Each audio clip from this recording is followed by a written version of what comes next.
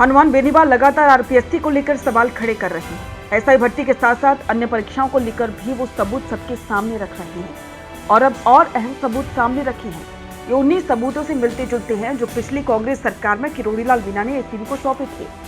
राजस्थान की सबसे बड़ी परीक्षा आरएएस भर्ती 2018 में भी गड़बड़ी बताई थी और अब हनुमान बेनीवाल इन्हें सबके सामने रख रहे हैं।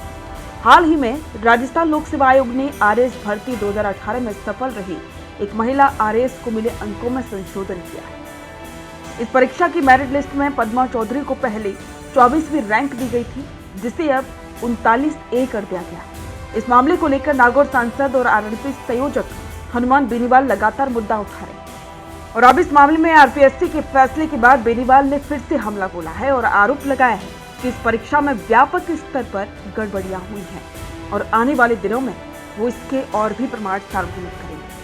हनुमान बेनीवाल ने पद्मा चौधरी की परीक्षा की एक कॉपी सोशल मीडिया पर शेयर की थी, जिसमें बिना जवाब लिखे ही नंबर दे दिया गया था। आरपीएससी की ओर से जारी एक प्रेस नोट में बताया गया है कि 2018 की भर्ती परीक्षा के जारी किए गए साक्षात्कार के बाद 13 जुलाई 2021 के तहत 24वीं रैंक दी गई।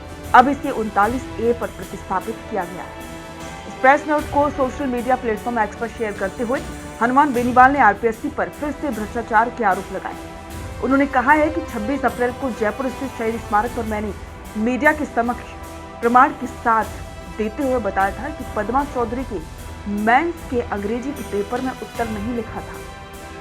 उन्होंने प्रश्न संख्या 34 का उत्तर का जिक्र करते हुए कहा था कि उसमें उस मूल्यांकनकर्ता ने पहले तो 0 नंबर दिए, लेकिन इसके बाद 7 नंबर दे दिए, जिससे उसकी रैंक 24 हो गई। आज आरपीएससी ने इस मामले में अपनी गलती मानते हुए उस अभ्यर्थी की रैंक को 24 से प्रतिस्थापित करके 39A कर दिया है। हनुमान बेनीवाल ने कहा कि ये इस बात का प्रमाण है कि आरपीएससी भ्रष्टाचार में डूबी हुई है और राजस्थान लोक सेवा आयोग में हुए भ्रष्टाचार का बड़ा प्रमाण है। ये महज एक उदाहरण है। इसके अलावा न जाने कितने अभ्यर्थियों को परिणाम में भ्रष्टाचार करके गड़बड़ी की गई है। ये बहुत बड़ा जांच का विषय है। उन्होंने इस प्रकरण के संबंध में मुख्यमंत्री भजनलाल शर्मा से कार्रवाई की मांग की। नागौर सांसद ने कहा कि इस मामले में संज्ञान लेते हुए अविलंब आरएएस 2018 भर्ती की मेंस परीक्षा की सभी कॉपियां सार्वजनिक होनी चाहिए और साथ ही इस मामले में आयोग के तत्कालीन अध्यक्ष के खिलाफ भी सरकार को सख्त कार्रवाई करनी चाहिए। और साथ ही ये भी कहा कि आने वाले दिनों में हम ऐसे कई प्रमाण मीडिया के सामने रखेंगे जो ये साबित करेंगे कि भर्तियों में बड़े स्तर पर फर्जीवाड़ा हुआ है।